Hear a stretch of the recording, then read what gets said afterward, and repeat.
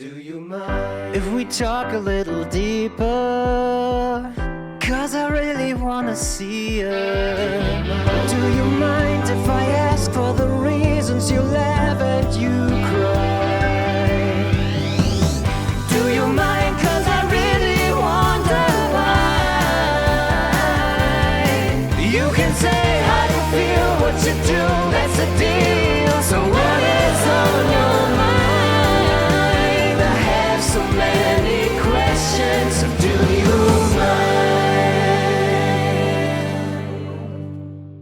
Hello, guys. Welcome back to season 2 of the Do You Mind podcast. I have the first guest to start it off, man. I have Matt Cantu here. You want to introduce yourself for us, bro?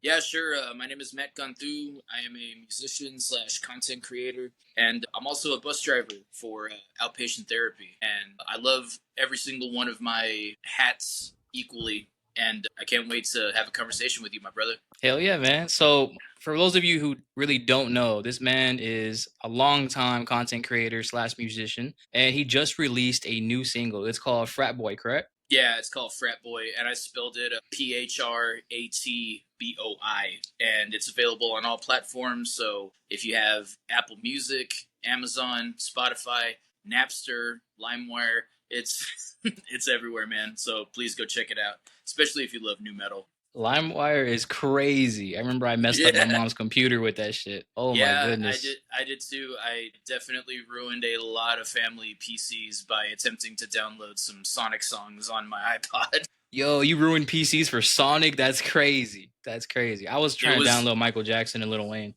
It was 2006, man. Sonic 06 was a horrible game, but god damn it, it had an amazing soundtrack, and I needed to get my hands on it by any means necessary. So you said you do new metal music? That's how you pronounce it? Yeah. And for those of y'all that are unaware, new metal is essentially rap rock, in other words.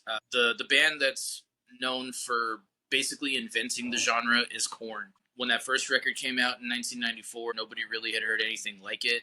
It didn't quite sound like hardcore. It was heavy, but it wasn't quite metal, and nobody really knew what to make of it. When they would play live, like, they'd be wearing like Adidas tracksuits and stuff. Like, they looked like ravers or hip hoppers, you know? But then they would play this music that was like kind of sludgy, almost like doomy in a way. But there was a groove, there was a bit of a funk to it. And then eventually we got bands like Limp Bizkit, Linkin Park, Papa Roach, and that's where I come from personally. A lot of the music that I listen to is new metal, and yeah, the genre, you know, it has some blemishes, but what genre doesn't? But new metal is definitely where I call home.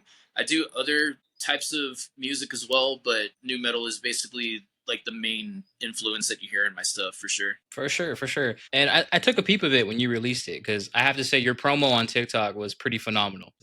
The first time I saw it, I was like, yeah, I'll get to it. And then I saw like 3 more TikToks of you promoting it. I was like, all right, I got to go check it, man. This guy's dedicated. he really believes in this song.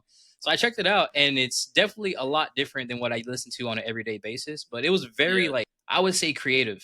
You know, most people that are older or just like not hip to the sound of music, like, you know, different varieties, they would just say like, oh, that's just screaming.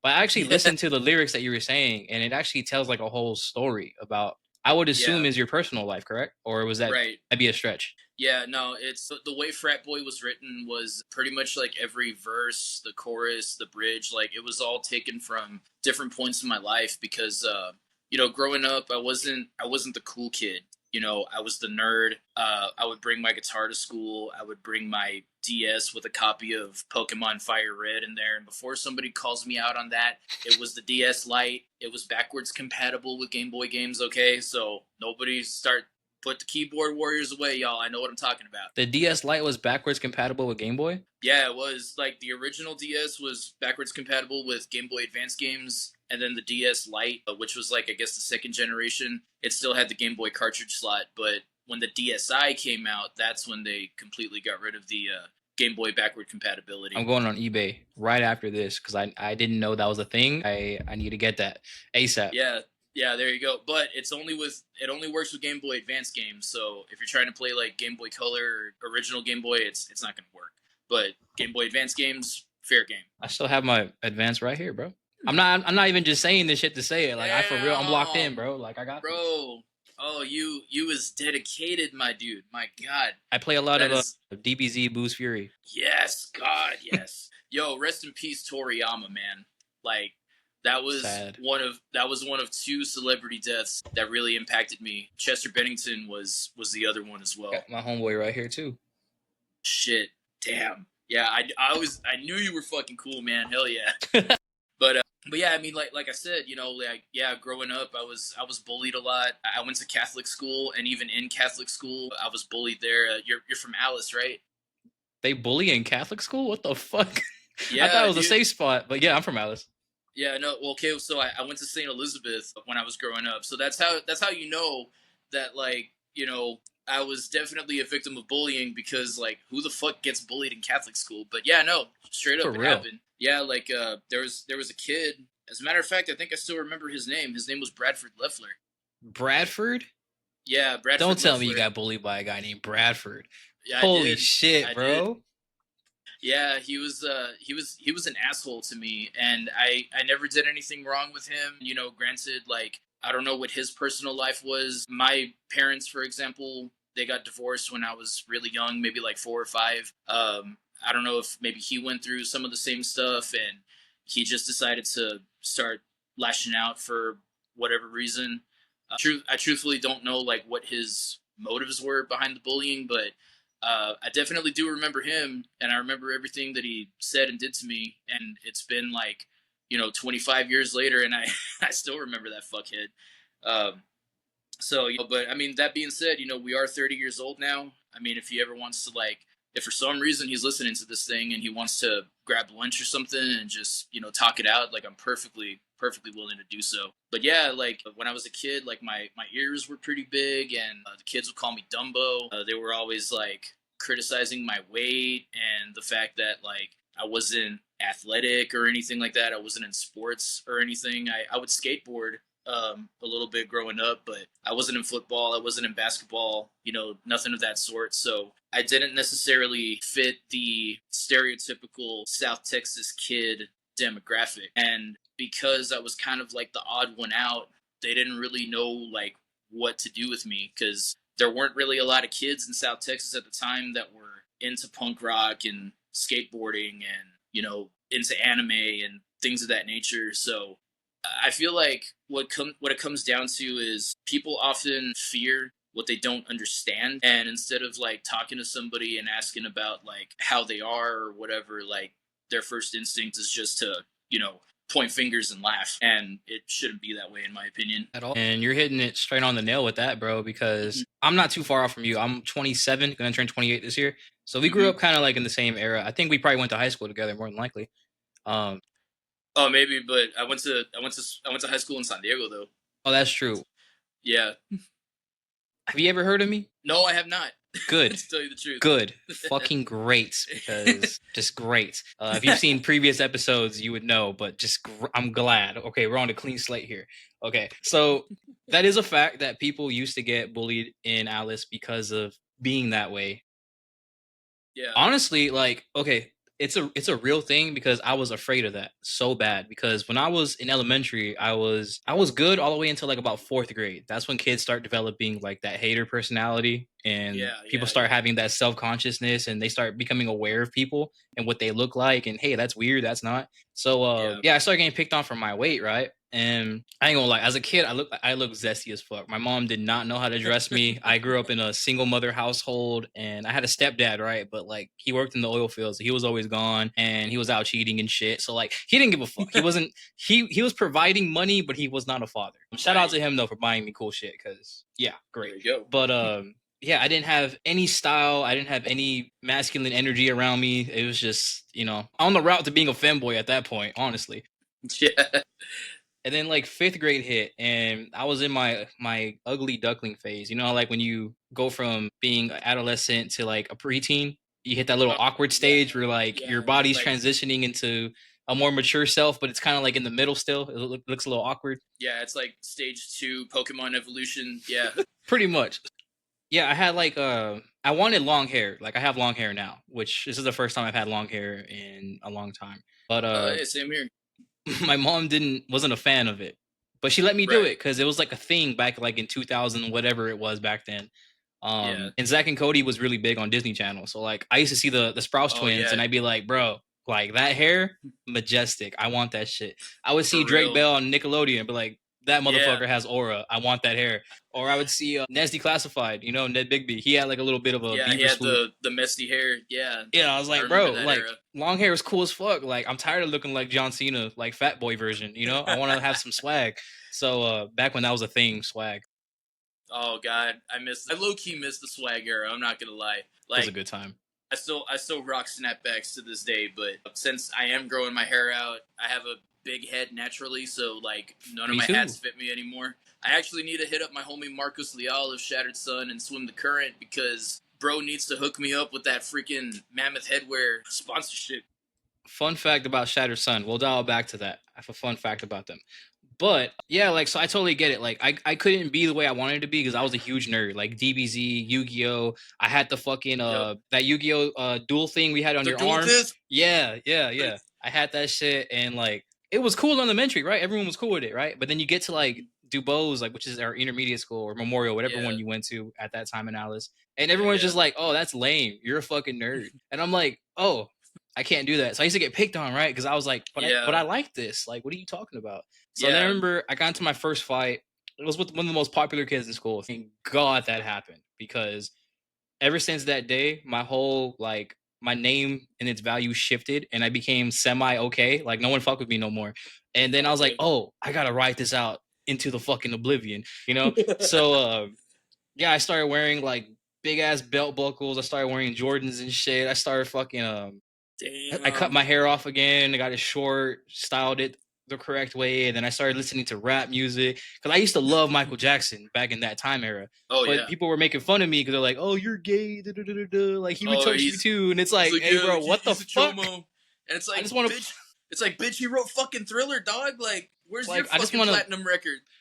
I just want to moonwalk and fucking Billie Jean my ass into happiness, bro. Like, Yeah, why dude. is it got to be Like, so weird? yeah, exactly. Like, Michael Jackson was cool, man. Like, I fucking love Thriller. Another record of his that I really love is Off the Wall. Underrated. But yeah, really underrated record. Especially like Burn That Disco Out, the title track, like that whole album front to back is just like completely solid. And I hate that it gets stepped on. But Thriller is definitely the GOAT, through and through. Even the stuff that came out after Thriller, I think a lot of MJ fans would probably say that like the stuff that came out was even better. Some of it. It was great. He got Yeah. blackballed hard, bro. Like Blood Yeah, on the he Dance did. Floor. You can't tell me that shit wasn't a bop. Dude, Blood on the Dance Floor was fucking phenomenal, man. Even the Invincible album, they said it flopped. I'm like, bro, that was a hard ass album. Like, Yeah, there's dude, no way dude. the record labels didn't interfere. Yeah, what was that song where he's singing in like a really like his natural voice? I think it was like 10,000 watts or something like that. Dude, Dude, he has some bass. I believe the rumors that he beat up Tupac, bro. Hey, Michael was from Indiana, man. Bro. He was from Gary, Indiana. He was about that shit. Yeah. And then so going back to like to Frat Boy real quick, the song it honestly wasn't supposed to be called Frat Boy. The reason why it was titled that was because when I write music, I usually have what I call like a placeholder title, and it's usually something witty, something funny, something ironic. Like back in 2021, I wrote this like hardcore punk jam called State of the Union, and it was very like politically charged because it was very tongue-in-cheek in nature because the whole thing was hardcore punk it was very political, so I wanted to write something like that. Ironically, I had my homie Tony Lee on drums and bass on that song, and then later on he would become the drummer for Excess. So Tony and I we go way back, and yeah, like when I wrote that, that had to have been like 2021 or so, and I had never really written anything like that at that point. But I remember when was it? It was the year of like the like when the Capitol riots happened, like when they all like stormed the Capitol or whatever. I didn't put it out until like 2021, and the ironic thing was that people were asking me like, hey, like who's the song about? Like, is it about Trump or is it about Biden? And I was like, it's not about any of them. I just fucking wrote the song, dude. Like you could make it like however you want. It's about the politician that you hate in your life, you know? So if you think the song is about Trump, hey, it's about Trump. If you think it's about Biden, hey, make it about Biden. You know, it could be about anybody. It could even be about like the mayor of your hometown. You know what I mean? And yeah, so with Frat Boy, like I took inspiration from like little points in my life, you know. And then I wrote it a certain way to where like obviously like the protagonist of the song is me and my experiences, but I wrote it that way to where anybody would be able to relate to it, because the song is about the frat boy in your life, you know, whether it's a toxic ex, a coworker, your boss, a bully, you know, anybody that's fucking with you, in other words, that's who the song is about. And I spelled it that way and I titled it that way because it was just like the placeholder, like I was referring to earlier. The placeholder title for State of the Union was Honey Talk, which was Tony Hawk, but like with the T and the H mixed up, because I thought that it sounded like something from Tony Hawk's Pro Skater. And with Frat Boy, the more that I kept on like writing the lyrics and the more that the song started coming together, the more I started realizing like, you know what, the song is Frat Boy, because it's about standing up to the frat boy in your life, like I was alluding to earlier. That's pretty dope, dude. As far as like your creative process though, how long does it take you usually to write a song?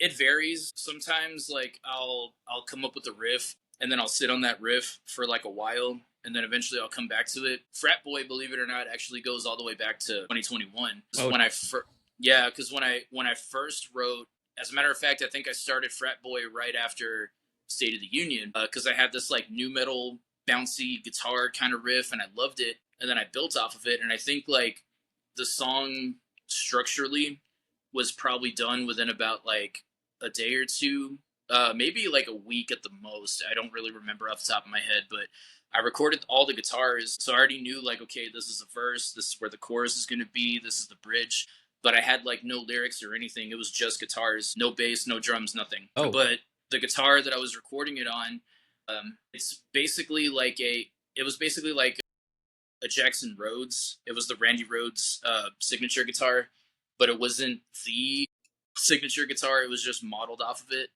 And the pickups were horrible because they were stock Jackson pickups at the time. So the recording sounded like dog shit, in my opinion. But I wanted to record it so that way I could go back to it and be like, okay, like, you know, I remember the riffs and everything. I could re-record them at a later date once I have like lyrics and everything. Well, the years passed and I would find the file because it would pop up and I'm like, oh, hey, I forgot about that song. I'll come back to it.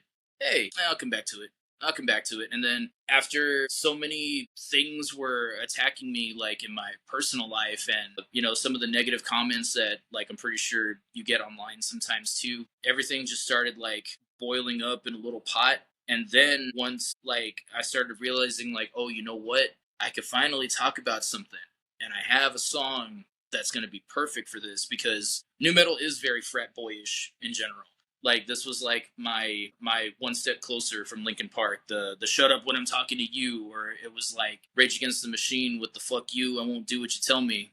And that's why the bridge of the song is you stupid ass bitch, stop fucking with me, over and over again, because it was me channeling that nu metal influence like I was alluding to earlier. I pulled from different aspects of my life to try to create this like cohesive narrative. And the funny thing is like the most common phrase that the most common question that I would get is like who the fuck pissed you off? Like, you know, like who pissed you off? Who you calling a bitch? Like this, that, and the other. And like the honest to God reason is there wasn't like a specific person that I was targeting when I was writing the song. It was just a combination of like a bunch of different people. But the one thing that I will say was there was a coworker that Ooh, that's fun. Yeah, that's fun. There was a coworker that I used to work with that made my life a living hell. And this person they were a nurse, and they were one of those nurses that basically thought that they were better than everybody else because they had a degree under their belt, and if you were under them, they made sure that they told you that you were under them, and you know, things of that nature. So many complaints were put on this person. Nobody liked working with them. And there was this one time where me and this individual, we had an exchanging of words, for lack of a better term. And it was really bad. I said some things that I probably should not repeat. I said some things that made it to HR and everything, and yeah, it was pretty gnarly. But ultimately, at the end of the day, like, nothing happened to me, but at the same time, nothing happened to the individual in question. But they came out and said, I don't want to work with this person anymore. And I came out and said the exact same thing. So thankfully we were on the same page. So they kind of like switched up the schedules to where like we weren't really like working with each other that much. But yeah, this person was just like a literal cunt, like a literal pain in the ass. Like, I don't know how else to describe this person. And the reason why I'm bringing this particular topic up is because the bridge of the song where I say, you stupid ass bitch, stop fucking with me over and over again, that was recorded the day after that little incident in question. So I had a lot of pent up aggression that I needed to get out, and I took it to the studio and I laid it all out on the table, and I could honestly say that I could thank that person for serving as inspiration for this really creative bridge that I wrote. Hell yeah, man. So like, you go to like an actual studio, or you have a little home setup? Well, I do have a home setup. I record all my guitars at my house now currently, but I went to the studio to record my vocals. My buddy Abe Montoya, he has a studio in Kingsville, which is basically like in a barn behind his grandma's house or something. But this dude's got all the equipment. It's super duper professional looking. And the first time that I worked with him was we were working on a song together that I don't think ever got released. It was a song that I was kind of like, we were kind of like helping each other write. He had an idea. We were bouncing ideas off back and forth. And I had written a breakdown for it. So I went out there and I recorded it. But I truly don't know what happened to that song. I don't even know what it's called. I don't know if that track will truly ever see the light of day. It might just be like a vault track or something. But I hope it comes out because it sounded really cool. But then the next thing that we put out, the next thing that I started working closely with him that did come out was my After Hours EP. Dope. So After Hours, right? That's a very subtle title. That can mean a lot of things. So what is like the theme of that then? So After Hours is it's actually funny because it's an Adult Swim cover song EP. So what I did was I picked 5 of my favorite theme songs from those shows. It was C-Lab 2021, Aqua Teen Hunger Force, The Brack Show, The Boondocks, and Space Ghost Coast to Coast. I got all 5 of those songs and I did metal covers of them. The reason why it's called After Hours was because I wanted a title that was going to be clever and kind of unique, that wasn't just saying Adult Swim EP or something. There were a few names that I was thinking about. I was thinking like, Night Shift was one of them, and it would have been cool because I was working night shift at the time when I was working on the record, but it also would have been cool too because Adult Swim only airs at night. After Hours just kind of had like a certain ring to it, and it was like close enough to like the Adult Swim kind of name to where I could put it out and get away with it. I feel that. That's pretty dope, man, that you do your own covers. I saw that you also have a band, and you said it was called Pulse Demon, right? Yep, Pulse Demon TX. I think you shared that to me a little before like we got into contact about this. I think you plugged that to me before. I checked it out, man. It's pretty. Y'all fucking shred on that shit. I ain't gonna lie. Like I didn't know what to think of it. I was like, Pulse Demon. This has to be some type of like heavy guitar drum thing. There's just no way it's an R&B band called Pulse Demon. So like I clicked it and I was like, oh shit, let me turn down my headphones. God damn. Almost blew out my fucking eardrums, dude. It was good though. It was good. My dad was my biological dad was a heavy metal player and one of the best guitar players. I don't even like my dad. I hate the motherfucker. But I will say he is one of the best guitar players I've ever heard in my entire life. And it's a damn shame, bro, that drugs took over and he's all schizo now. But shit, yeah, that'll happen. Yeah, he's a schizoaffective. So like he has episodes of schizophrenia. Yeah. But like, bro, we could be like, I went to go see him for the first time like a decade. Not to go too off topic, but like this is how random it is. Like we went to go see him and he opens the door and he looks a little confused and he's like, hi son, because we arranged it. And he was staying at a Motel 6 at the time. And so I went in his room and I'm just talking to him, right? And he's just like, I saw he had a t-shirt covering his TV. And I was like, hey, like, what's up with that? He's like, that's the portal to hell, son. You can't have it open. And I'm like, okay. Yep. Yeah. Okay. So I was like, it's definitely schizoaffective right there. And then he's like, yeah, I see spirits and shit. And I'm like, okay, well, what's the spirit's name then? Because I want to see if he can bring logical sense to what he's saying. And he's like, it's Toshiba. And I was like, motherfucker, that's the name of the TV. Like, what are you talking about?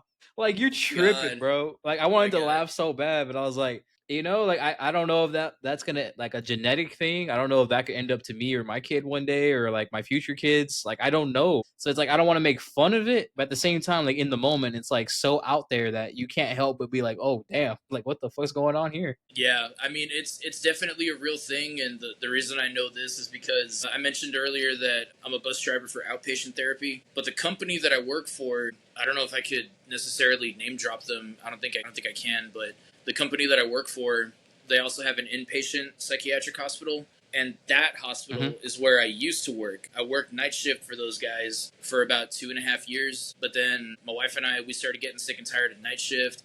We wanted to be functional members of society again, and we wanted a day shift position, hence the driving position that opened up on the outpatient side. So I'm still with the same company, just different gigs now, essentially. But I learned a lot about mental illness and things of that nature when I worked at the inpatient hospital. And dude, it's a freaking journey to go on, man. Like, especially people with schizoaffective disorder. One of the most common things that I saw was like paranoid delusions. I remember there were people that we would bring in to admit into the hospital, and like they were constantly asking like if they were being recorded, if the security camera was being pointed at them and being sent to the government. Like it was freaky. Some people would say that like the CIA had implanted something in their brain and they're being watched. Like it's a lot more common than you think, as weird as that may sound. No, I have a form of it for a while. I don't know what it was, but I don't know why. I just thought everything was poisoned. Like I thought everything I was consuming that I didn't know where it was, I was being poisoned, and it was fucking weird, bro. Like I don't know why I went through this weird phase. Like I would eat something and I'm like someone gave me something, right? And I would eat it and I'm like, you know, at first I'm like, oh, cool, fuck, thanks, bro. Like, you know, I appreciate the Skittles. Yeah. But then I'm like, wait a fucking minute. Why they gave me these Skittles? Like, Why did they? and then I would eat it and I'm like, no, this tastes funny. And I'd be tripping, bro. Yeah. And then I go into a full blown anxiety attack because you know you can think yourself into an anxiety attack. Yeah, you can. You definitely can. I had a bad problem with that. And I never understood why. I was like, bro, like I'm eating clean, like I'm fucking, like I'm working out, I'm drinking all my water, I'm taking my subs, like I'm good. Like, you know, life's not stressful right now, other than, you know, the inevitable child support that takes 20% of everything I make, you know, RIP to my paychecks. But besides that, like nothing was wrong in my life. So I was like, why am I freaking out so much? And then I was talking to my grandmother and she was telling me about my dad, right? She was going on about his schizo thing. She was like, yeah, like he always has a paranoid issue. Like, he thinks everything's poison. Like he'll buy Whataburger and then throw it away after 2 bites because he's convinced it's poison. And I'm like, fuck. Like, I'm going, like, I'm crazy. Like, are you shitting me? And then like once it clicked, I was like, oh, it's a genetic thing. Now that I understand that, just tell myself, shut the fuck up. You're fine. You know what I mean? So ever since I've done that, like I've been cool. Like there is moments where like, okay, no, I still have a problem with it, kind of. Like if I have a water bottle, right, and I drink it and I put it somewhere, and then if I'm going around the house or coming to the game to do what I do, and then my wife moves it, even though she's my wife, I won't fucking touch it again. I'm like, no, like someone moved my drink. I don't know what they did with it. I'm good. And she fucking like, she cannot understand that about me, but I just tell her like, you just don't get it. Like something's in my fucking brain that tells me this is bad and just, I can't do it. Yeah. That's why a lot of the times like the doctors will prescribe like medications for like the delusions and stuff like that, because there's, at least like from what I could tell, and mind you, I'm not a nurse or a doctor or anything, but there seems to be a pill for everything nowadays. Like which is scary. Yeah, like there's a pill for nightmares, there's a pill for alcohol withdrawals, there's a pill for like pretty much anything that you could think of, which still freaks me out that there's not a pill for fucking cancer, because I feel like I'm sure there is, or there could be. Yeah, I'm pretty sure there could be, and I'm pretty sure there is one, but like the powers that be just don't want it to come out because they know it's like $1 billion industry. I wish I had a soundboard. I would hit you with the Mr. Krabs money. Pretty much, that's what it is. It's all profit, and I'm glad they're kind of fixing that nowadays. But even at that, you can't get too excited. That's the thing I've learned. Like to dial back what you said about politicians, right? You can't get too excited about politicians because they're all fucked up. They're all fucked up. And it honestly feels like you're just trying to choose the lesser evil. And even at that, you can't even fully understand who is the lesser evil. It's just, they say what they say. You go off what they say, and then you vote for someone, and then you're like, damn, this motherfucker's stupid too. Like, Yeah, you know what I mean? like that's what it came down to. And like, you know, and I'm not a political person at all by any means. Like, I don't affiliate with either side of the coin personally. I just do my own thing, and you know, I got my own political beliefs and shit like that, but I don't try to put that out there because there's a whole lot of crap like that in the world, and I'm not a political content creator. My whole thing is, you know, like, if you fuck with me, I fuck with you. Like, my platform, the community that I've created, it wasn't built on politics, it wasn't built on religion, because I don't talk about either of those things, because I don't want to alienate somebody.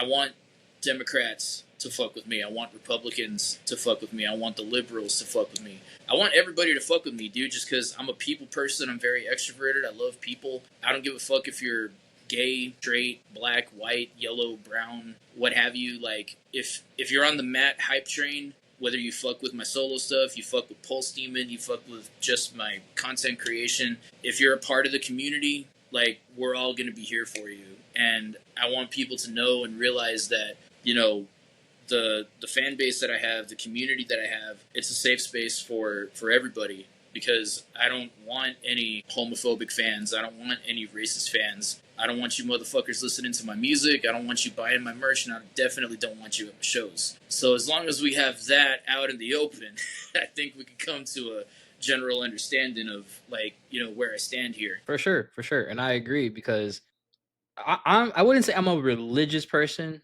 but I've been very in tune with religion and spirituality and stuff. And here's the thing that people don't understand, because they, you know, I'm pretty sure you met a lot of religious people in your time, especially going to like a private Catholic school. Yeah.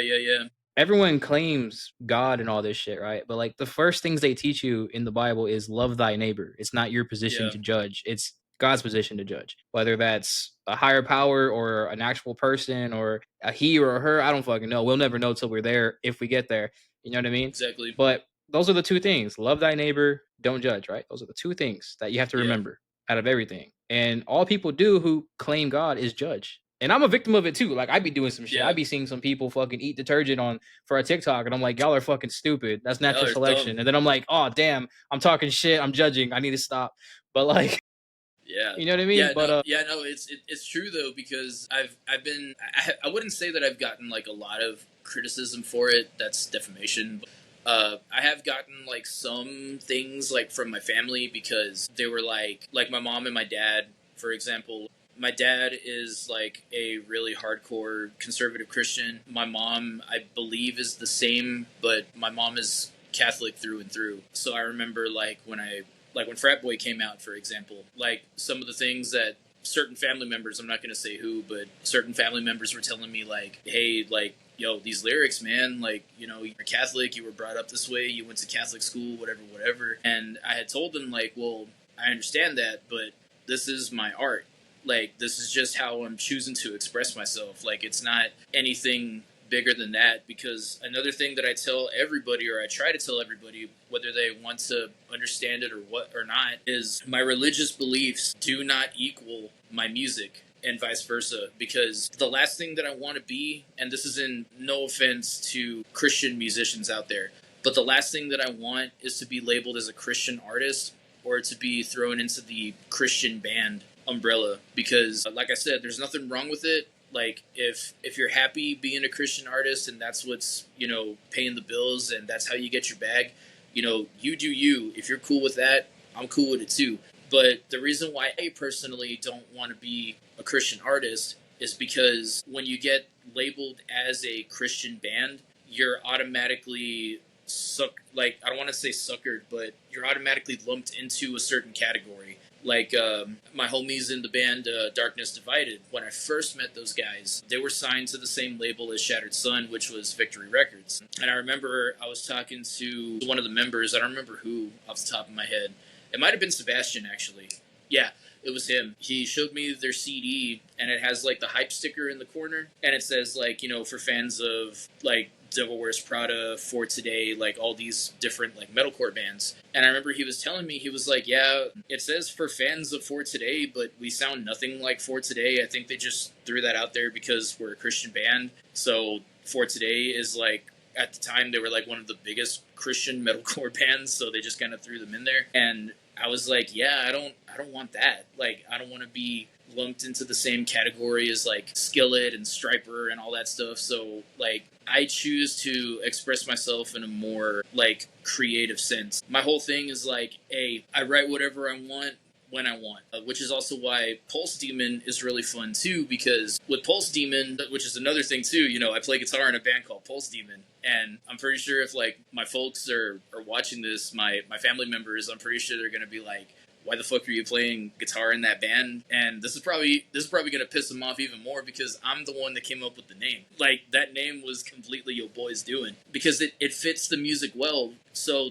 the way that came about was when Teddy Smith first reached out to me, which is my bandmate in question. His government name is Rennie, but he goes by the name Teddy Smith STX on all platforms. Teddy had reached out to me, and he had a song that he was working on called I Am the God, and he wanted heavy guitars on it. And he had actually seen my interview with Corpus Christi Originals, where I was talking about After Hours, and he heard the record, and he loved it, and he said that, like, you know, my guitar tone and whatnot would have been a perfect fit for what he was doing. And I hadn't heard the song at that point, but I told him, like, yeah, just send it over. I'll see what it's about. Because, like, you know, he told me that he was, like, a DJ and a producer, but I didn't realize he was, like, that kind of DJ, like, that kind of producer, like, you know, with the bass house and that really heavy electronic side. So he sent it to me, and I was like, okay, I fuck with this real hard. Like, I could definitely work with this. So I put my guitars on it, sent it to him, and he put it out on his SoundCloud at first, and he put it out like real late at night one day, and then we just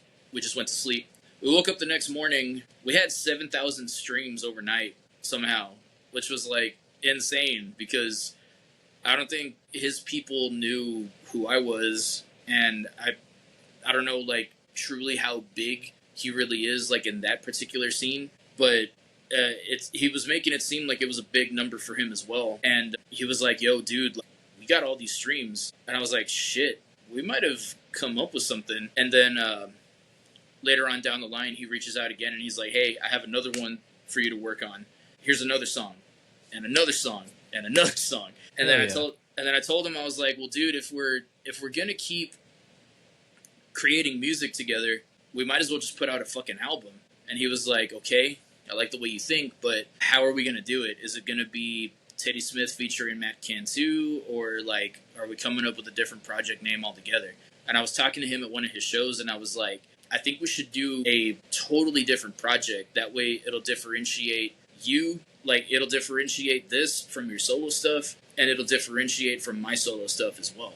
And he's like, all right, perfect. So all we got to do is just come up with a banger name. We need to come up with something that's going to represent both sides of the music, the electronic side and the metal side. So I was like, okay, I'll try to come up with something. And I went home, and I sent him a list of like 10 or 15 different artist names, and there were names in there like Dark Pulse, and in reality I was just looking up like dark type Pokemon moves, and I was just writing them down because they sounded rad. Pulse Demon, that name is special because there's actually a Japanese noise artist by the name of Merzbow, and he has an album called Pulse Demon, and that name just always stuck with me for whatever reason. Like, it was always in the back of my head. So I wrote it down out of nowhere, and I figured like we could probably use it because, you know, there's a band called Machine Head, and there's also a Deep Purple album by the name of Machine Head, so I figured it could be done. So I sent him the names, and he was like, yo, Pulse Demon, I really fuck with that. And I was like, yes, I was hoping that you would say that. Yeah, because the pulse represents my buddy Teddy. That represents the electronic side. That's the feeling that you get in your chest, like when you're at a rave or whatever, when the bass is hitting real hard.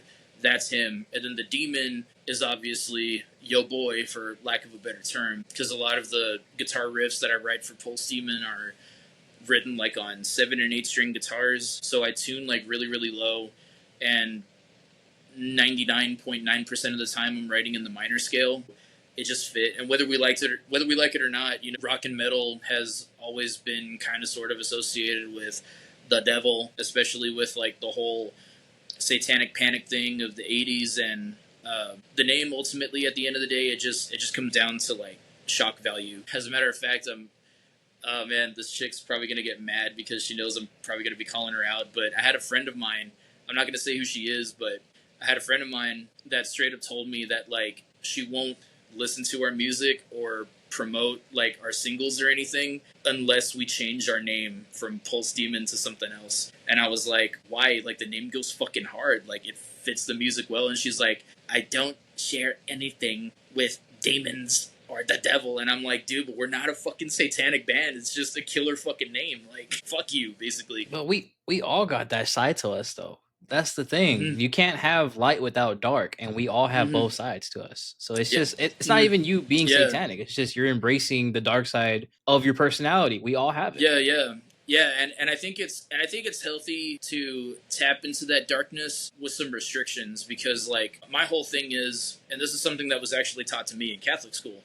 They would always tell me like, as long as you have a good relationship with God, no harm will come to you, and you shouldn't have to fear anything. Because anytime that like I would get bullied or I'd be like afraid of something, they would always say like, you don't have to be afraid because, you know, God is on your side. So it's like, you know, it's funny to me that, you know, there's some people that won't listen to like a Cannibal Corpse record or Morbid Angel, or they won't watch like a certain horror film or whatever, like because of their religious beliefs. But it's like, if you really love God and you have that strong relationship with him, like that, you shouldn't be scared, dude. Like, it's just Hollywood. It's just smoke and mirrors. It's all fabrication at the end of the day.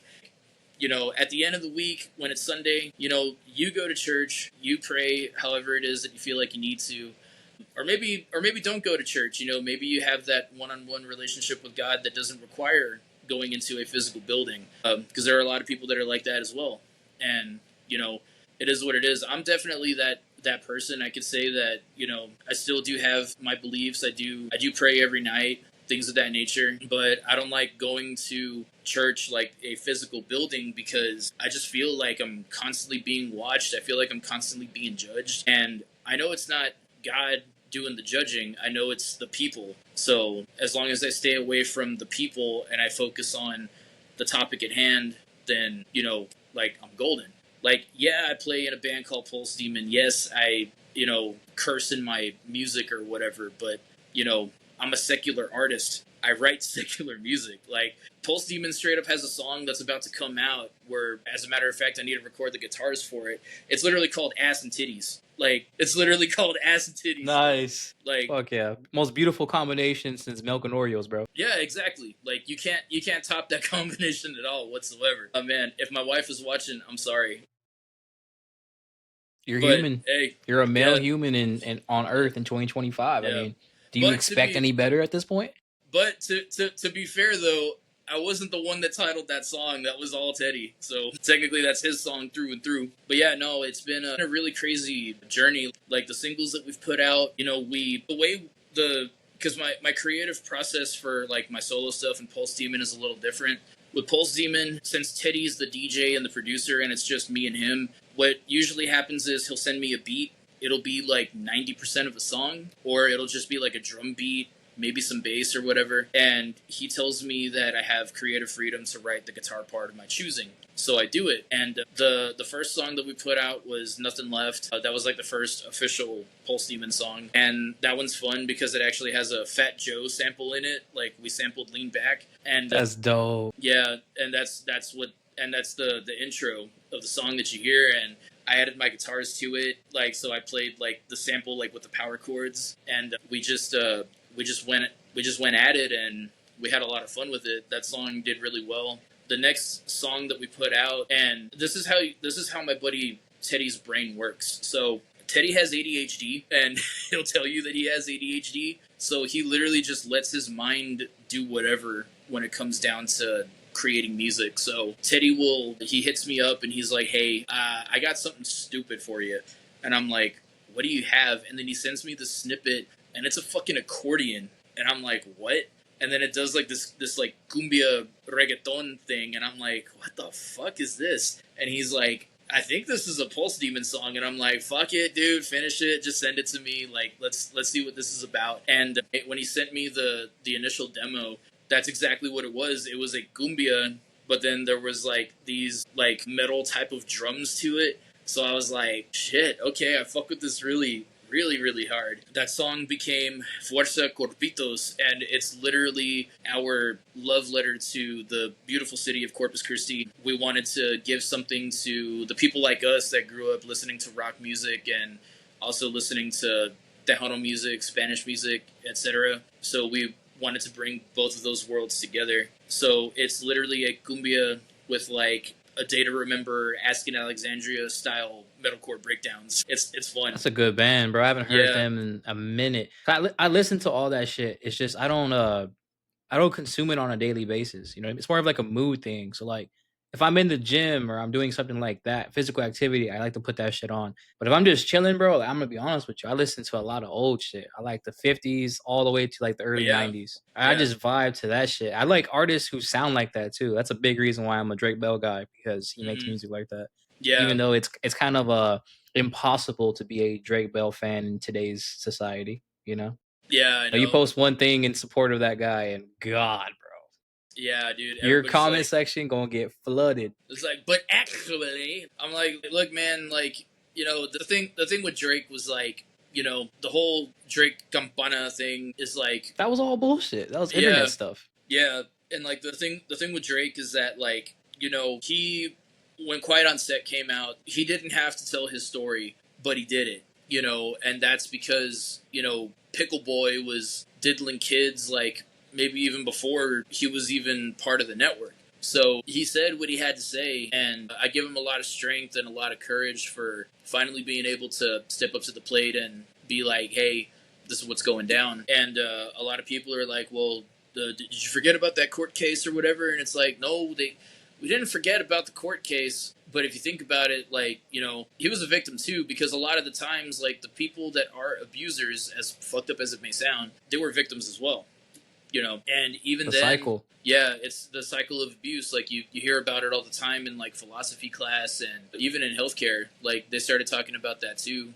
And I could be mistaken because I haven't really like read into the case very well, but he pled guilty to like text messages or whatever that he sent, right? But even then he said that there were no sexual images or anything of that sort that were sent out there. It was literally just like he messaged somebody that was underage, found out the real age, and was like, oh, nope, never mind. Like, that's it. I don't know like how deep the investigation got, but the only thing that I do know is that he's not on the sex offender registry, and I think he just got sentenced to like community service or something. I forgot what podcast he was on. He was on a podcast with somebody, and they held him accountable for that. Like they brought it up, and he kind of like he just like shut down. He's just like, I know, like I was being very stupid, and there's no way to make it sound better than what it is because it's wrong. And he's like, I'm well aware of that. But people online just called him a predator, bro. And I'm like, yeah, I wouldn't go as far as saying a predator, because a predator is like you knew they were underage and you attempted still.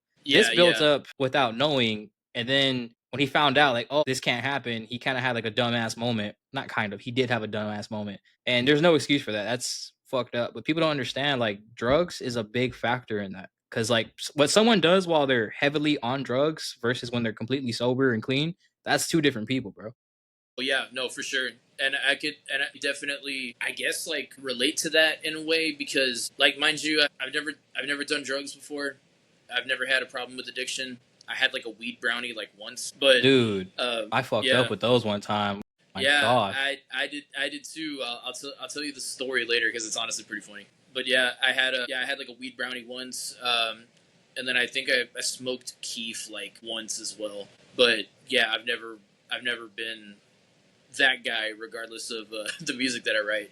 But but when I started working the inpatient hospital, like I would see these people coming in, and one of the beautiful things about psych is that's like, in my opinion, probably the only form of healthcare where you can physically see your patients getting better. Because I've seen people coming in and they're coming off of meth because there's a huge meth problem in Corpus. They're coming off of meth. I know. Yeah, I've seen them Circle K's, bro. God damn. Yeah. I feel bad for them, bro. I'm like, that could be my dad, honestly.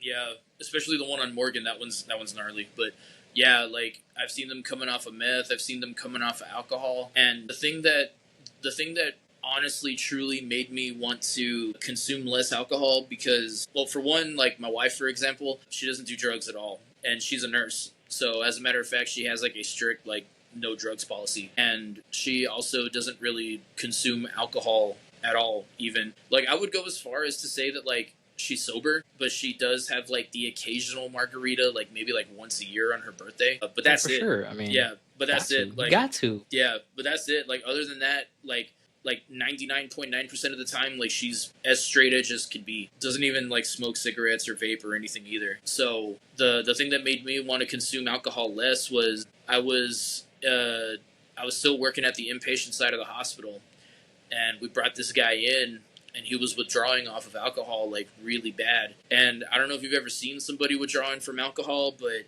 it is a very, very scary situation to be in, because people don't realize alcohol withdrawals are so powerful to the point where they could literally kill you.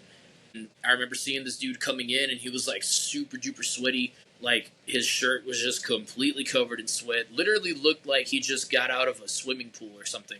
I honestly thought that he was like swimming at the beach or something before we took him in.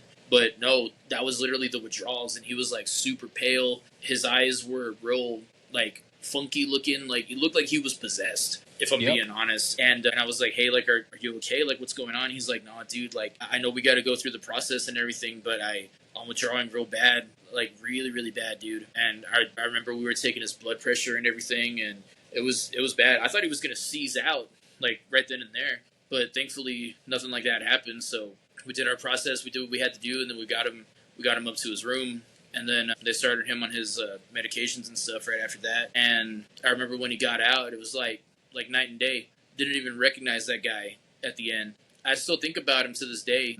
I don't know what his name was. I don't remember. And even if I did, I obviously couldn't say because HIPAA and all that. But I still think about that dude, because I remember how he looked when he came in and how he looked when he got out. Like that's pretty inspiring to me, because he was able to overcome that. I'm just hoping that homeboy is still doing good, because I never saw him after that. I don't even know where he was from, so he might not have even been from the South Texas area. He may have just been at the right place at the right time at that point. I feel that, dude. Someone who used to be bad on shit, bro. Like I feel that, bro.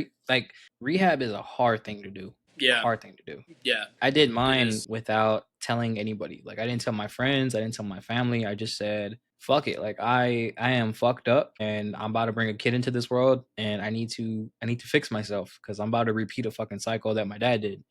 So it's hard, bro. And at the time, I had a partner too that wasn't a help. Was not a help at all. Yeah. And that happens. Yeah. So I had to just do it on my own. You know what I mean? And it's hard because like I've learned to do a lot on my own. So I have a hard time just accepting help or going to get help. You know what I mean? Yeah. But the real reason why I only went to rehab was just because I needed a place that can hold me accountable. Because like my friends at the time, they were partying, drinking, smoking, all that shit. And I had to get away from it. You know what I mean? It's hard because I felt like I fucked up a lot of friendships because like I kind of just like ghosted one day. Like I was gone. And I didn't come back for like 2 or 3 years. Like no one really heard from me. And I moved to San Antonio on a whim too. I just said, fuck it. I need to get out of Alice and I need to just get away from this environment. I need to get away from everybody because if I stay here, I can't get better. And that was hard. That was very hard. But my life has been so different since I moved. And it's kind of scary, bro, because I fucked up a lot when I lived in Alice. Like I had a lot of people who don't like me. And a lot of people. And when I go to Alice, like with my son, because my oldest son, he has autism. So like, I'm already paranoid about him as it is because I have to like monitor him.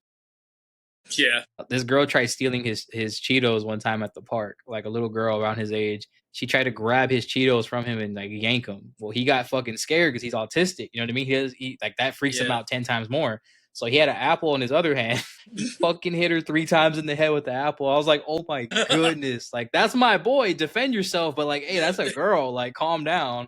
It's just Cheetos, bro. I'll get you more. Like, it's cool. But dude, that's funny because one of my brothers, he's autistic too, and the same shit. Like we were at a Walmart one day, right? We were in like the video game section trying to find some shit to play for the night, and this chick bumps into him by accident, and she's like, "I'm so sorry, I didn't mean to do that." And then my brother's like, "Oh no, it's fine, it's cool, don't worry about it." And then like 2 seconds later, Like, I think he thought that he said it, like, under his breath, but Homeboy said it loud as fuck. He was like, but next time, make sure that don't fucking happen again. And I'm like, dude, no, like, just stop. Like, That's you're gangster. fine, bro. Like, That's gangster.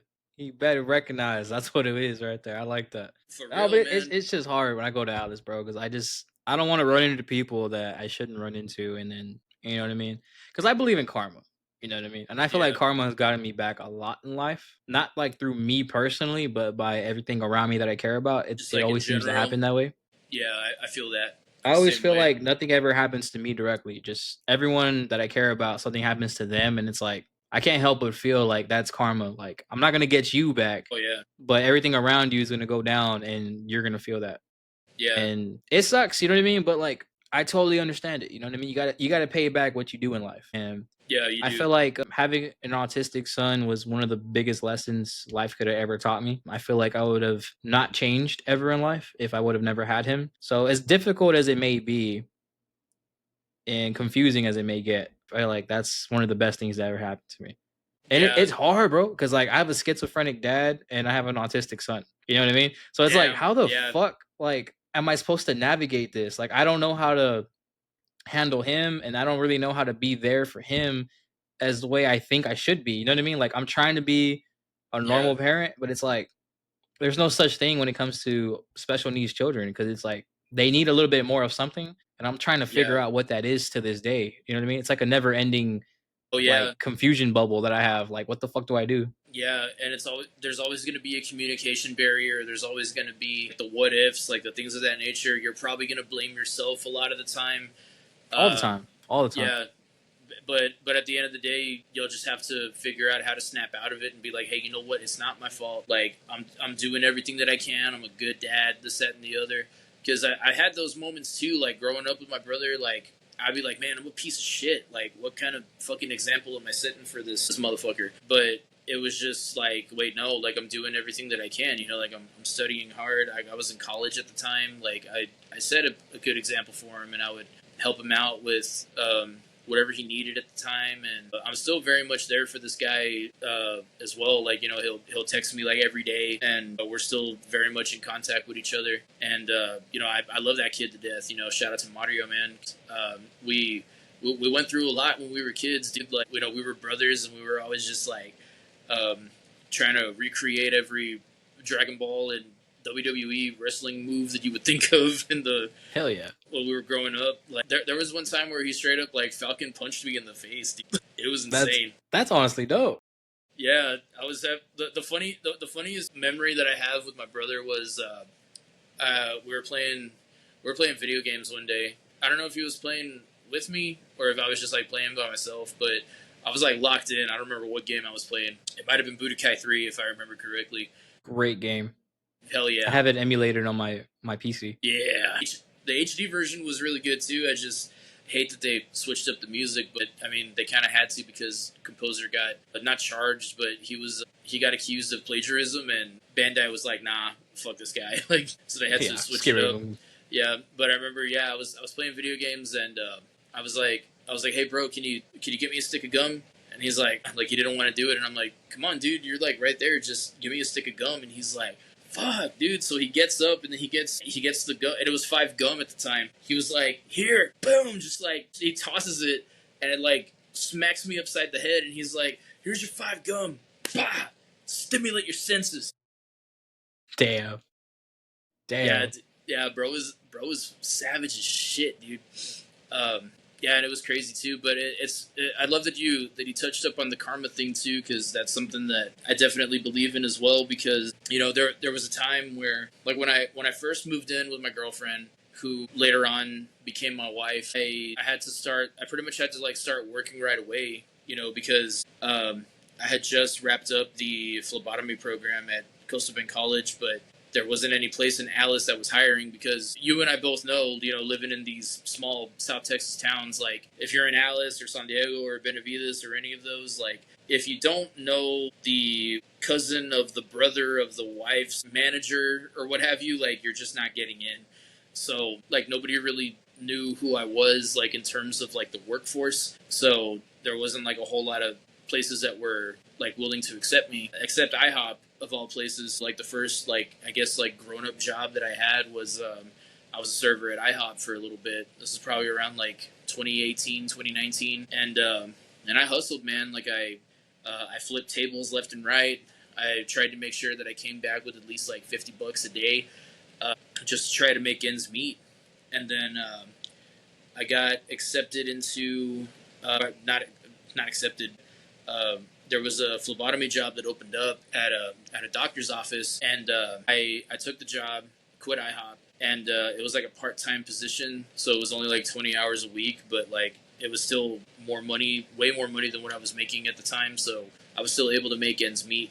But then I got accepted into nursing school, and when I got accepted into nursing school, I was like, well, I can't freaking work when I'm in nursing school, so I fucking hate that I had to do this, but you know, when you're going through a rough patch, when you're going through some tough times, you know, you got to do whatever you can to make ends meet. I sold every single instrument that I had at my disposal, dog, and I had like no guitars, I had nothing at that point. It was just the books, but I was telling myself, like, you know what, like when I pass this shit, like it's gonna be fine, and I'm gonna get all that crap back, it's gonna be great, only to fucking fail nursing school the first semester. Hell. So I was like in a horrible depression. Like I got the news that I failed. I failed by maybe like 3 points or something. I don't remember off the top of my head. And like I came home and I just fucking cried. And like, you know, my wife comes in, and well, we were already like living. We were still living in Alice, but like we were living on our own. Like we had gotten like our first apartment on our own and everything. And she was like, "Hey, dude, it's fine. Like, you know, if you want to go back next year, like let's do it. You know, and you're like it's gonna get better. Don't worry. Like, you know, I failed too, because she was telling me like, you know, she failed nursing school the first time. She went back, she bounced back, and you know, she really wanted it, and that became her career. And then like so later on, we had gone to Quasars and Corpus, like just to take our mind off of everything. And then my wife was like, "Well, hey, why don't you apply for some jobs in Corpus? And like, if you get hired over here, we'll just move." So I was like, you know what? Yeah, let's do that. I would like that very, very much. So I put in some applications here and there. There's a place in Corpus called Stanton Optical. They hired me, and then I think like 2 or 3 weeks later, like we just packed our shit and took off. And that was like the first job that I had gotten in Corpus, and that was honestly the best decision that we could have made, like as a couple, because the thing that you mentioned about Alice, like not trying to run into people that you don't fuck with or anything, like the thing with Alice and San Diego that most people don't realize, they probably don't realize it because they're living there right now, but like when you move out of those like small towns, you kind of start seeing the world for like what it truly is, if that makes sense. Mm-hmm.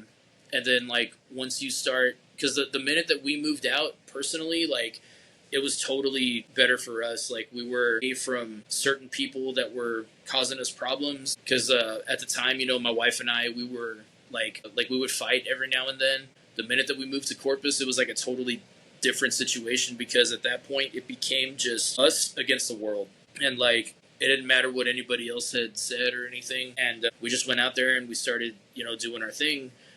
And then after the Stanton gig, I had gotten the opportunity to work dialysis. So I was working with Fresenius for a little bit. I was a dialysis technician. I would hook up the patients to the monitors and everything. So I've been doing healthcare for like at least almost a whole decade, maybe like 5 to 7 years or something. I just wasn't a nurse. I ended up being like a tech or whatever through different means, but I was still like really sad because I had like no fucking music in my life, because ultimately, like at the end of the day, I'm a musician, like through and through. You know, I'm always going to be a musician. Anytime that anybody asks me like, hey, who are you? I'm like, I'm at Cantu and I'm a musician. You know, everything else just kind of comes like second, as weird as that may sound. But, you know, and my wife has told me too, she's like, you know, I'm a nurse, and like, you know, I can get a job anywhere. Like if you need to move to like Austin or like even like Los Angeles or something, like to try to get like something going with music, like, you know, we could do it. And I'm so glad that I have that support system now, because I definitely did not have that at all growing up. So, you know, my wife definitely does help out a lot in that aspect. No, I feel that, bro. I wouldn't be able to do any of this if it wasn't for my wife, honestly. Yeah. It's so underrated how great a good woman can be. in a man's life. Yeah, Like, especially all great so, like, men had a good woman on their side. yeah, especially with like people like us that just needed like a little bit of a push in the right direction. Because like I went to college and everything. I did that whole 9 yards. I have an IT degree. It's an associate's. I graduated and everything, but like I'm not really utilizing the degree. I mean, I guess I am to an extent, but like I'm not. Like there's kind of like no reason for me to do it. But when you grow up, especially you're growing up with your parents, like they have this certain expectation of you. So I always felt that like and mind you, if they're listening and if this is like not like accurate at all, like I apologize, but at least in terms of my experience when I was growing up, I always thought like, okay, if I don't go to college, if I don't continue my education, like I'm gonna be a failure in my parents' eyes. You know what I mean? Because like they set that expectation up because my father went to a trade school. I think he got a CDL, the whole 9 yards. And then my mom, she's actually working on her doctorate right now, so she's very, very much about education. So I felt like, well, if I didn't go to school, like I was gonna not be successful in their eyes. That's the word. So I went to college and everything, and I was wanting to get my bachelor's, but I was like in the back of my head, I was like, dude, this ain't fucking music and this ain't fun. Because at the end of the day, all I wanted to do was play my guitar, play music, put music out, because that's what truly made me happy at the time. And my wife knew about it too. And it was like, and this is in no offense to like to the server out there or like the restaurant worker, but I would tell her, I'm like, dude, do you see me as the bus boy? Do you see me as a server? Do you see me as a bartender? This, that, and the other. And she's like, no, I don't. Like, you could do all those things because you're really good at being charismatic and everything, but you play music because it's who you are. You play music and you create content because it's in your blood. That's who you are as a person. And they would ask me too, and it was like, why didn't you just like study music or whatever when you were in college? That option was completely off the table because my parents had told me also, like, if you get a music degree, it's going to be useless, and like you're going to want something to fall back on, which is totally valid, by the way. Like, if something ever does go south or what have you, like I have all of these certifications under my belt that I could definitely fall back on. So it's job security at the end of the day, and it's cool. And I know what they're saying now, like they wanted me to go in with something as opposed to nothing, because even if I was a band director, like, especially with how politics are and stuff these days, like, music funding can get cut at any moment, and there goes your job. You try to apply to another school and it's like, okay, you know how to strum a guitar, but like, can you teach a math class? Probably not, Like, I'm a music teacher. What the fuck? I don't need to know math. It's like, yeah, exactly. It's so. Remember School of Rock? Yeah. Jack Black. Those who can't teach gym. Gyms. Yeah, that's true. I could definitely see that. Which is, well, maybe not necessarily in South Texas because, like, I had coaches and shit that were also, like, science teachers. It was weird. Fucking San Diego was so small. They gotta teach 2 classes to make 1 paycheck to pay 10,000 bills. That's crazy. Yeah, it's wild, dude. But yeah, no, so, like, so the minute that, like, I started locking in and I was just like, you know what? I don't care about the expectations that people have about me. I don't care about what people say about me. I'm just going to do what I love, and I'm going to do it well. And Tony Hawk even, like, said it best himself in a recent interview. Tony Hawk had said, like, if you, like, I guess in this case it was about skateboarding, right? If you love skateboarding, keep doing it. And he even said, too, it doesn't matter what it is. It could be music. It could be content creation. It could be anything. If there's something that you love doing and it's not making you money, keep doing it until you're able to make money. Like, obviously, do the thing while also working and doing whatever you need to do in order to make ends meet. But the more you keep doing something, the more eventually you'll start reaping the benefits from it. And shout out to Tony Hawk for that, because I really think that's what I did ultimately too. Like, I'm not making like a whole lot of money from music. I'm not Metallica or anything, touring. I'm not playing Wembley Stadium, nothing of that nature. But I can say that, by me just being myself, putting my face in front of a camera, making videos, talking about topics that I wanted to talk about, I was able to get into like the creator program for TikTok. I was able to make money off of my videos now, and I get some revenue from the music that I have out on streaming platforms and things of that nature. And it all just happened because I didn't give up even when I was at like the lowest of the low. And all the instruments and stuff that I sold throughout the years, I ended up getting all, if not most of them back. Maybe not the originals that I had, but I started reaping the benefits later on, especially once like I started working harder, making more money. It all just started falling into place at that point. As a matter of fact, when I was in 10th grade, my father bought me a 7-string guitar for Christmas one year, and I was begging my parents to get me one because that was around the time like when I got into Korn, and I really wanted to play the riffs, but you need a 7-string to play Korn riffs. And Korn is still my favorite band to this day. So he gets me the 7-string guitar, and it became like my baby at that point. That was the only guitar that I had. When I had my first band, which was Sorrow's End, I used that guitar. I played a couple of shows with it. That thing's been through hell and back, and that was unfortunately one of the ones that I sold to pay my tuition for nursing school. And as a matter of fact, I sold it at the Easy Pawn in Alice, the one that used to be a Burger King, like way back in the day. That's old, bro. Yeah, I sold That's it. old. That's a long time ago. Yeah, I sold it there, and and I was all weeked out. I was all sad because like I had to sell everything. But then a year later, once I started like getting more equipment back, like little by little, we were visiting Alice one time to visit my wife's side of the family, and I was like, you know what?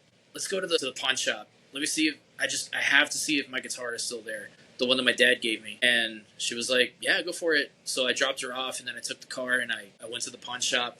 Dude, an entire year later and then some, the fucking guitar was still hanging on the wall, the one that I sold them. And that is insane because usually like, a guitar like that, it's a Schecter Omen 7. They sell like, like the minute you throw it out and it's a good price, they're going to take it. So the fact that it was still sitting there, like, I don't know what you want to call it. I don't know if you want to call it divine intervention. I don't know if you call it karma or what, but I was, the planets might have been aligned. Mercury might have been in Gatorade or however the fuck that's worded, but the damn thing was there. And not only was it there, the value had depreciated so much to the point where I think I only had to pay like $30 for it or something, like some ridiculously low amount of money. Yeah. That's clutch. So I got it, and I was like, hey, you're not going to believe this, but this was my guitar. And they were like, what? So they got the serial number, and they looked it up, and they were like, shit, yeah, you did sell us this last year. I was like, well, I'm buying it back. And I still have that fucking thing to this day. Hell yeah. Yeah, and just because, like, I love selling that story just because, my dad and I, we didn't talk for a while.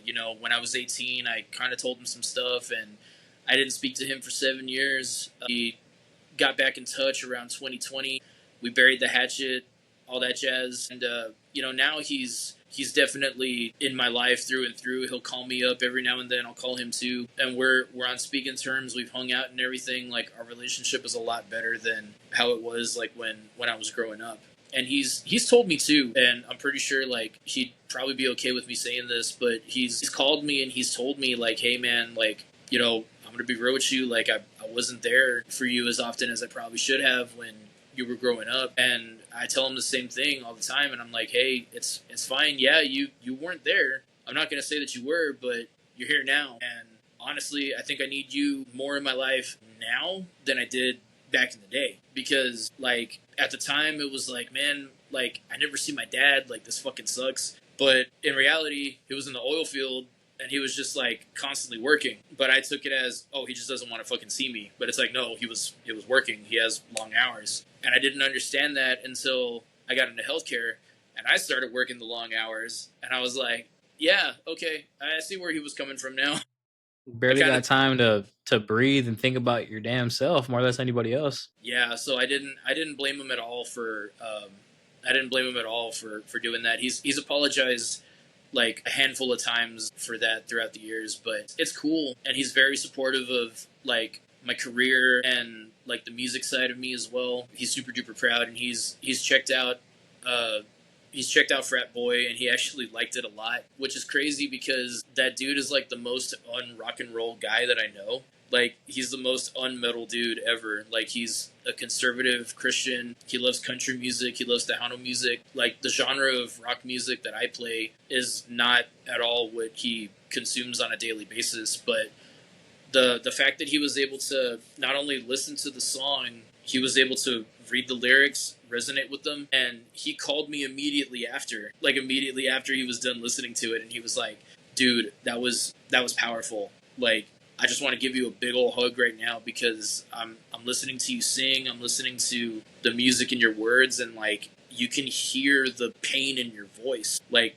when you're singing. And I'm like, yeah, I know. Like I exercised some demons on that one, man. Yeah, so the fact that he was able to, like, you know, for a split second, you know, like, step into my world and like relate to it, like, that was everything that I could have asked for. Like, you know, Pitchfork can write a review on it and give me like 100 out of 100 or whatever. You know, that don't mean jack shit to me. Like, the fact that my Southern country loving dad was able to listen to it, love it, and relate to it, and not judge it harshly, like, that's all I needed, man. Yeah, I feel that, man, because parents are super judgmental a lot of the time, and you Yeah. feel like you can't really be yourself because they're judging you for it. And it's like, hey, like, I'm a product of you and someone else that you chose, like, and Yeah. you can't stand it. Like, what the fuck?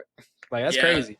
Yeah, and the one thing that I noticed too, and something that I kind of had to struggle with early on as well, is like, you know, you're growing up, like, your parents kind of have like a certain expectation of what they want you to become, and like, if you steer off that path ever so slightly, or if you're not quite what they wanted you to be, you kind of feel like, I guess, left out in a way. Because growing up, I kind of felt like I was the black sheep of the family, like, because I was the only musician. I was the only one that was the skateboarder, the punk rock guy, the metal guy. I'm essentially the goth kid in the family, long story short. Because on my dad's side of the family, like, sometimes it's kind of hard for me to, like, really feel like I fit in, just because, like, you know, like, they see me, they hear me talk, they hear me say, like, the stories that I do, and I feel like they don't really, like, relate to the stuff that I talk about. So they're just kind of like looking at me like I'm speaking Chinese or something. And it's kind of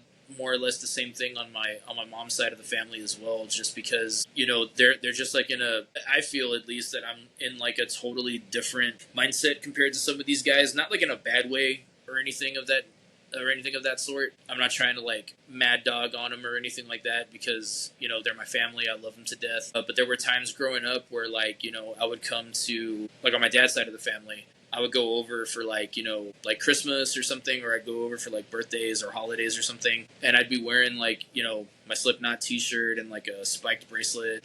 I had earrings at the time, because you remember swag era, like we were talking about earlier, and they probably didn't realize what they were doing, or they probably didn't see or realize that I saw what they were doing, but like they were looking at me kind of funny. Like, I don't want to say like they were looking at me like I was a freak of nature per se. I definitely got that vibe. It was kind of coming across that way. So that's why it was kind of weird growing up, because it felt like I didn't really belong in school, because I was a very different, very unique individual, and that's why I got bullied. And then at the same time, it also didn't really feel like I belonged with my family either, because there were times where, like, I could kind of like feel the judgment, kind of, sort of, but like through it all, through all the crazy roller coasters and stuff that my life had taken me on,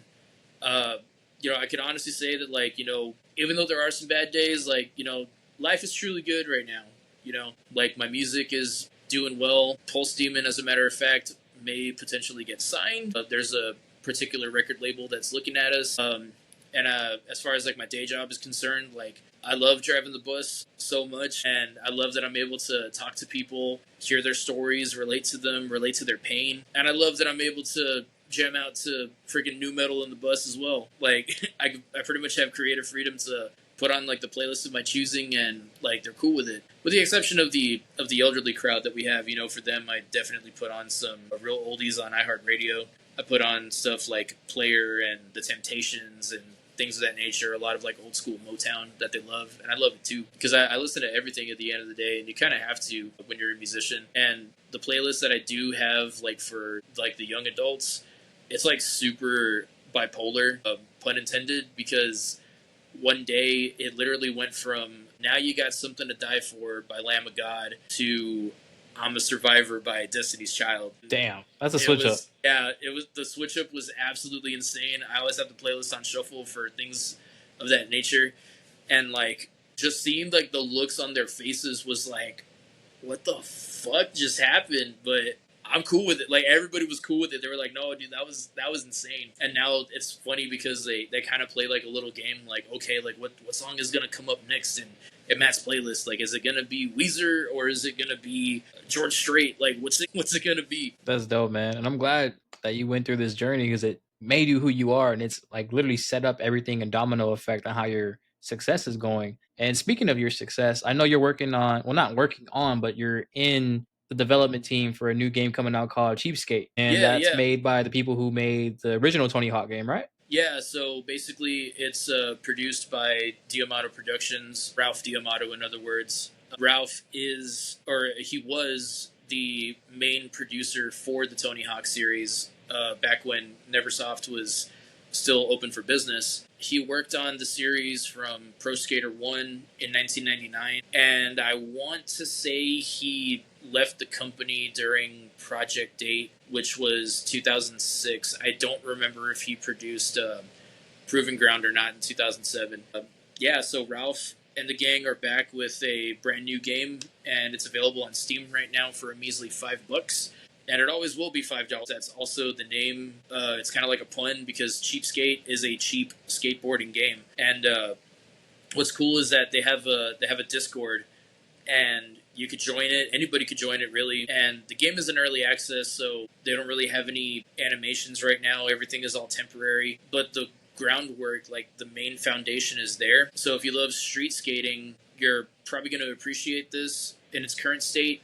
Because currently there's no vert tricks, there's no grabs. It's literally just all street stuff. So you could flip, you could get off your board, you could grind, you could manual, you could even do like wall plants and wall rides. And the physics are like, they're good for what they are. There's definitely going to be more tweaking and stuff going on. There's a guy named John that's the main programmer for the game, and that dude is constantly working on it. Right now he just started a new job, so he hasn't really been working on it too much, but homeboy was literally putting up new builds on Steam like every single day. And the reason why I even knew about this game to begin with was because the homie Ralph Diamato he hit me up on Instagram, and he was like, hey dude, I'm working on this new game. If you have Steam, I'll give you a free key. So he literally gave me the game for free, which was incredible because to me, like Ralph is truly the GOAT in my eyes, and I have a lot of respect for that guy because, the Tony Hawk series is very near and dear to my heart because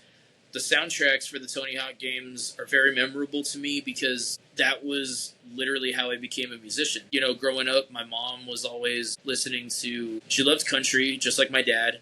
And she was into rock music as well to an extent. She liked a lot of hair metal. Like she loved Motley Crue was one of her favorite bands. She loved Heart. She loved Poison. She loved bands of that nature, and I liked them too. I grew up listening to them because of my parents. But then like I would get the Tony Hawk games, and I remember Tony Hawk's Underground specifically. There were 3 Kiss songs in the soundtrack. Gene Simmons was a playable skater, and there was also a level where you're skating around at a Kiss concert in the desert.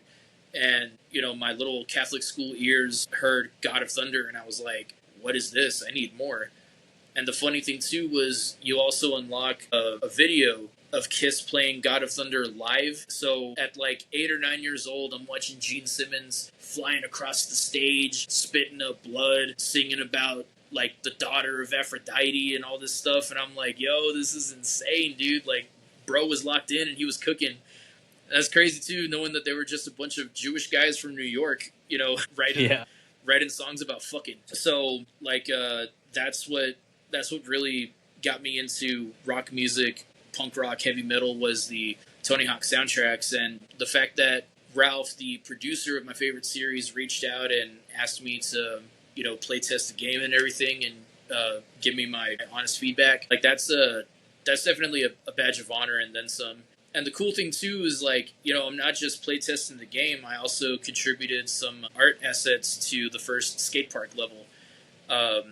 There's a poster that has Dead End Road, which is Ralph's band. For those of y'all that don't know, they had a song back in the day called Sin City. It was actually featured in Tony Hawk's Underground 2. So on the left side, I put the Dead End Road logo, and on the right side, I put the Matt Cantu logo. And I think the poster says, like, this is the cheapest tour on Earth. It's $5, and it always will be. I'll send you the files so that way you could post them up here, like in editing and everything. And the first date of the tour starts on April Fool's Day, because ironically, that's the day that the game came out.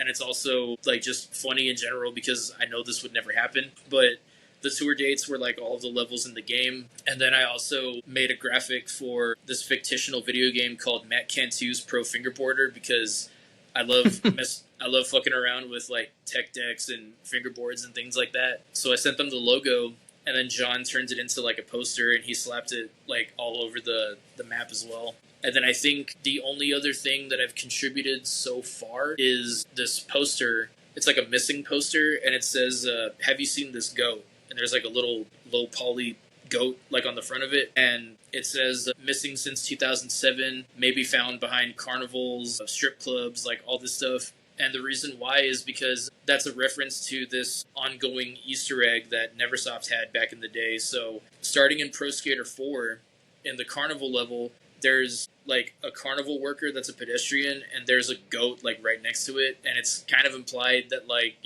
it's behind a carnival ride. The guy is looking at the goat's ass. It was one of those things. In Tony Hawk Underground, it was the same thing. It was in the Tampa level behind the strip club. There was a cop looking at the goat's ass. In Underground 2, it was in an apartment in Boston, and I think the goat was either on top of a couch or on top of a bed, but there was, like, again, a guy looking at it. And then in American Wasteland, it's in the Hollywood level, same thing, guys staring at a goat's rear end. And this went on in Project 8, and it also went on in Proving Ground. But the reason why I said it's been missing since 2007 is because that's the final Tony Hawk game that had a goat Easter egg in it, and that's also the final game that Neversoft had produced. Not the final game in general, but it was the final Tony Hawk game that they worked on.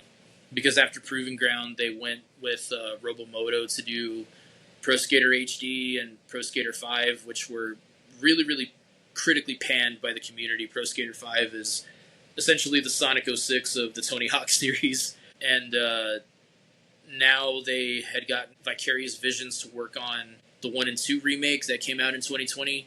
And now we have Iron Galaxy stepping up to do the remake for 3 and 4, which is supposed to come out this July. But Cheapskate, yeah, we're just, at this point, we're just trying to get the name out there, trying to get more and more of the community involved. And it's going to be one of those games where it's constantly going to be getting updates. There's even like online multiplayer too. And there's like when you first start the game on the left-hand side, there's like a checklist it's like a to-do list of things that they want to implement, things that they want to do. And I'm pretty sure there's going to be some people that are asking about the soundtracks. I can't really confirm or deny anything yet because I don't know exactly how they're going to implement it because it's going to be like a super duper last minute thing. But as of right now, as of the recording of this podcast, they're more than likely leaning toward like the DLC route. Like they're going to have, like, for example, like I've sent them some of my songs, some of Pulse Demon songs as well. So they'll probably have like a Matt Cantu music pack where you download. That's pretty hard. Yeah, like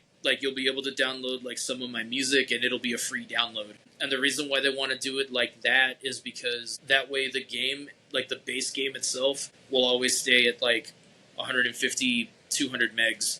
Because the minute that you start adding audio and sound files and things of that nature, it's gonna you could have like gigabytes of storage that it'll be taking up at that point.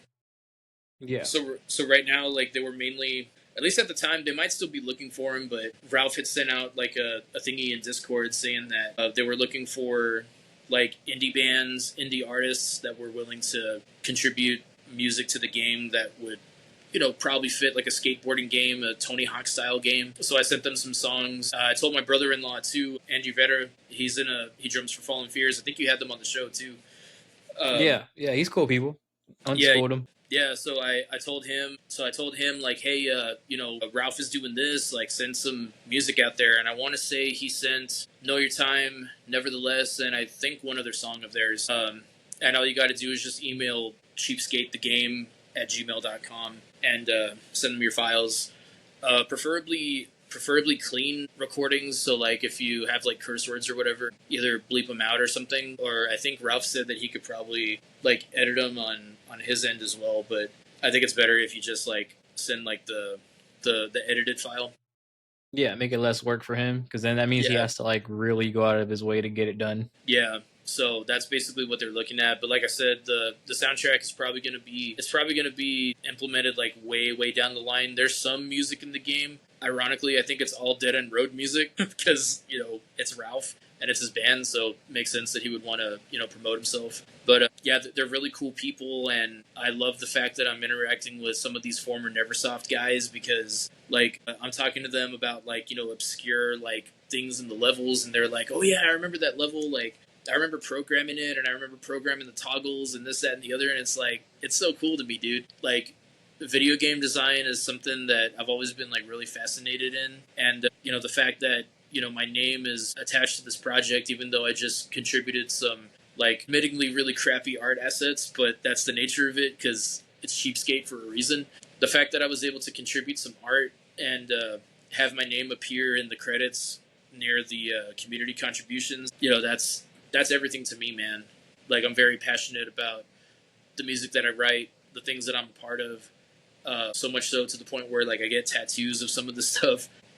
Yeah, I'm really looking forward to the future of Cheapskate, and like I said, it's available on Steam right now. Go pick it up if you got $5 laying around, and maybe, just maybe, you might be playing me online pretty soon. Hell yeah, man. I think that's a good way to wrap it up here. We got definitely all the plugs in. Is there anything that we missed that you want to throw in by chance? Maybe your TikTok. You're pretty big on TikTok. If you like a lot of the crap that we talked about today, and if you love all things metal, hard rock, things of that nature, if you love deep dives, fun facts about some of your favorite bands and artists, definitely give my TikTok page a follow, and go ahead and give the rest of my social media a follow as well.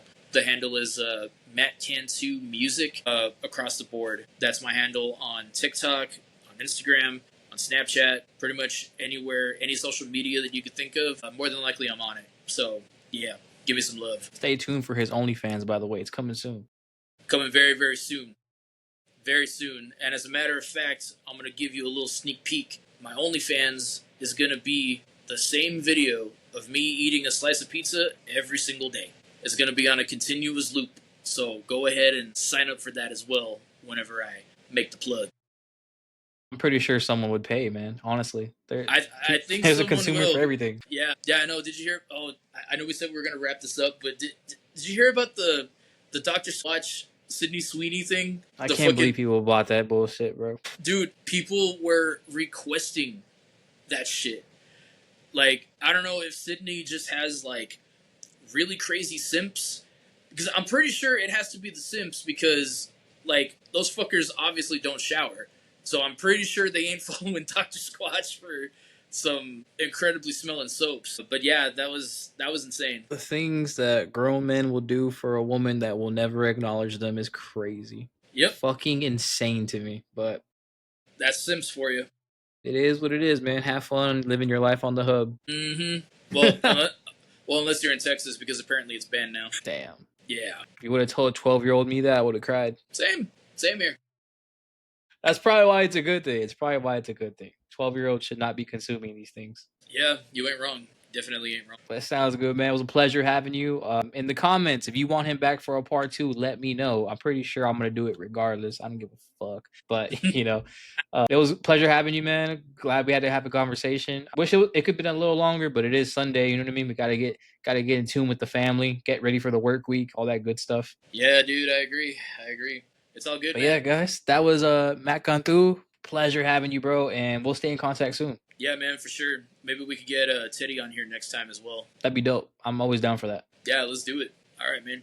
You have a good Catch one. y'all later, man. Season 2 about to get crazy. Say that's out. Let's go. See you, man. Later, man.